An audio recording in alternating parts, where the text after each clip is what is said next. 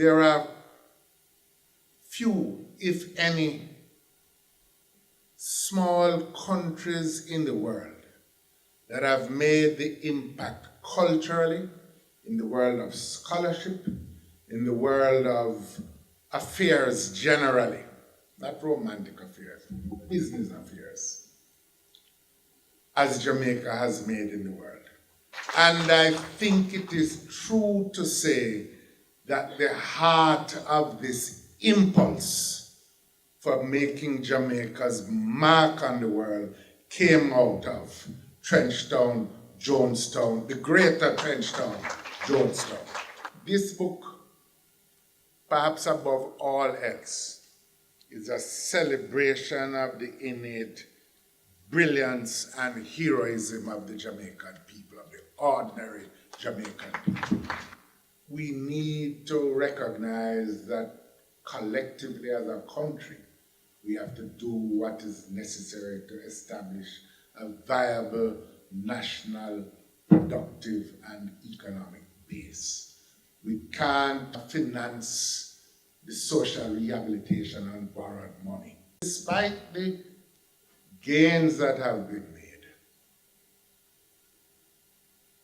in paying down the debt, let's remember that we still have a debt which is more than 100% of our GDP, which simply put means that if you just took everything we earned, didn't eat, didn't spend any money on anything else in a year, we still couldn't pay it off in that year. That's the first critical point.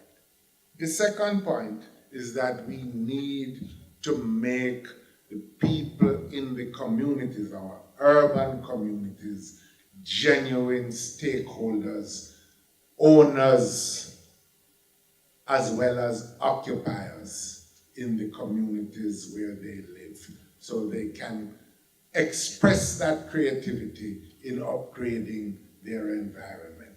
You cannot have a situation, as exists in so many parts of urban Kingston, where you have people living in a place for 20, 30, 40 years, children, grandchildren, great-grandchildren come sometimes, and one day someone come and say, this is mine. It can't work.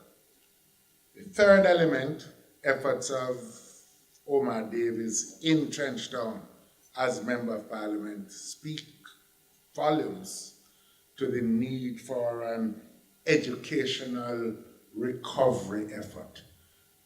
That really means that you can't subsist in the knowledge economy if you come out of 7 years of schooling or more and cannot read or write in any real way. It's just not possible.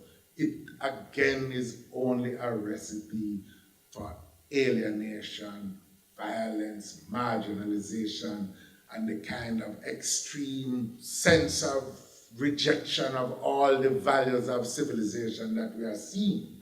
It reflects the deep alienation of all that the society represents. And it's not so much to blame the purveyors of that music, but to find solutions to the marginalization that produces it. That's our challenge. And it will require, in my view, that we revive a very important element of the old community, that spirit of voluntarism and giving. It cannot depend on official authorities alone to make this difference. We need a revival of the national spirit, ultimately, if we are going to bring the challenge within manageable dimensions in a quick time. And so that leads me to the final element that I think, which is the drive for community self-reliance and self-help all across the communities. We need to make the effort to recreate this community support. And it is for all who love Jamaica to once again commit to the political action, which is not necessarily party political action, but political action that is necessary if we are to overcome the problems which threaten to overwhelm us. Paul Buchanan has given us an opportunity both for pleasure in reading and for serious reflection and purpose in reading. And it is to be admired. He never just wrote the book, he published the book.